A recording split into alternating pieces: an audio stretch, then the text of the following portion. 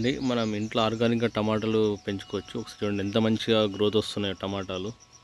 నేను ఇంట్లో 2 రకాల టమాటాలు పెట్టినా. ఒకటి నార్మల్‌గా మనకి మార్కెట్‌లో దొరికే సైజు. ఇంకోటొచ్చేసి రాములకల పండ్లు అని చెప్పేసి చిన్నగుంటాయి. ఒకసారి నేను మీకు చూపిస్తా ఎన్ని టమాటాలు కాసినాయో చిన్న చిన్నవి. చెట్టు మీదనే ఉన్నాయి అన్నీ.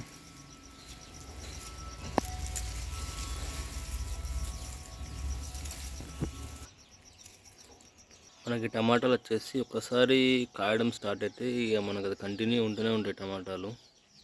ఇవి ఒక 4, 5 పెట్టుకుంటే మనకు సరిపోతుంది. మనకు ఈ చెట్లు ఏంటంటే మొత్తం ఇవి చాలా పెద్ద పెరుగుతాయి, పందిరి వారినట్టు వారుతాయి. సో మనకు టమాటాలు అనేది రెగ్యులర్గా వెళ్తూనే ఉంటాయి చెట్టు ఉన్నన్ని రోజులు.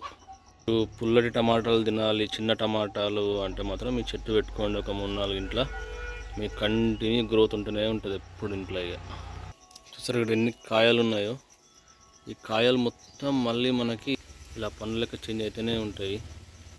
దీనికి కావాల్సింది జస్ట్ మనము రెగ్యులర్గా వాటర్ పడితే సరిపోతుంది. సో ఇవి ఆర్గానిక్గా పెరిగిపోతాయి మంచిగా.